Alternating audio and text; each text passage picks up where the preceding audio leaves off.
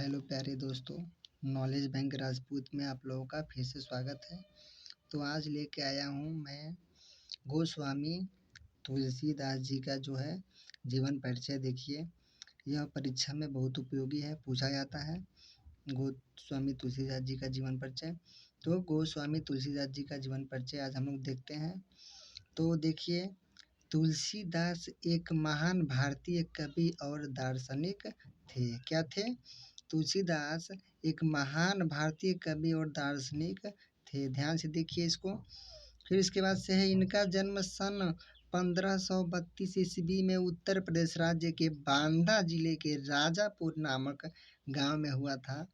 इनका जहां जन्म हुआ था उस गांव का नाम है राजापुर और जिला का नाम है बांदा और राज्य का नाम है उत्तर प्रदेश। यानी उत्तर प्रदेश राज्य के बांदा जिला राजापुर नामक गांव में इनका जन्म 1532 ईस्वी में हुआ था। इस तरह से इसको देखिए, एक बार देख लीजिए इसको, ठीक है। अब हम लोग आते हैं आगे। इनके पिता का नाम देखिए। तो इसमें परीक्षा में पिता माता का नाम पूछा जाता है। देखिए, इनके पिता का नाम आत्माराम दुबे व माता का नाम हुलसी देवी था। यानी इनके पिता का नाम आत्माराम दुबे व माता का नाम हुलसी देवी था। देखिए, आगे देखते हैं। तो देखिए, मूल नक्षत्र में पैदा होने के कारण इनके माता पिता इनका त्याग कर दिए थे, यानी इनको फेंक दिए थे जाके नदी के किनारे।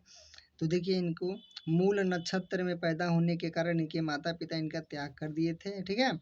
इनका बचपन जो था अनेक आपदाओं में व्यतीत हुआ, यानी इनका बचपन जो था बहुत विषम परिस्थितियों में गुजरा। देखिए, आगे देखते हैं।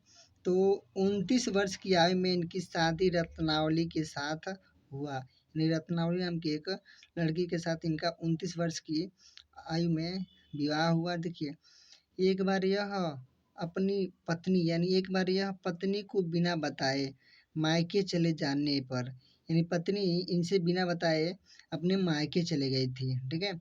तो चले जाने पर आधी रात में आंधी तूफान का सामना करते हुए अपने ससुराल चले गए। यानी यह आंधी जब सुने कि वह चली गई है, तो जब जान गए तो वह आंधी तूफान का सामना करते हुए आधी रात में ससुराल चले गए, ठीक है। इनकी पत्नी को बुरा लगा जब ये ससुराल गए। तो देखिए, वहाँ पत्नी ने इन्हें डांट लगा दी, यानी डांट दिया, ठीक है। पत्नी ने वहाँ पे इन्हें डांट लगा दी।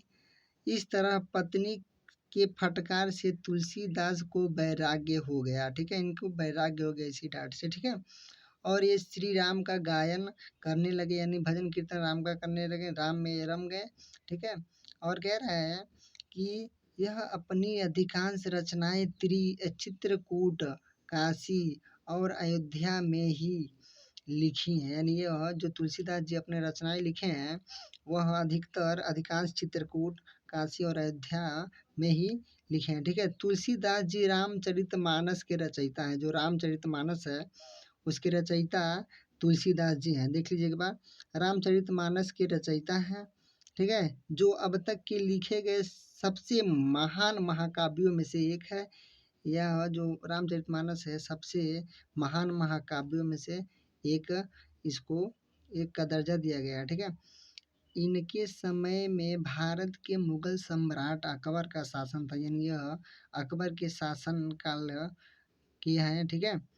तुलसीदास जी का मृत्यु सन 1623 ईस्वी में वाराणसी में हुई। यानी इनका मृत्यु सन 1623 ईस्वी में वाराणसी में हुई, ठीक है। एक बार इसको ऊपर से देख लीजिए, फिर आगे बढ़ते हैं।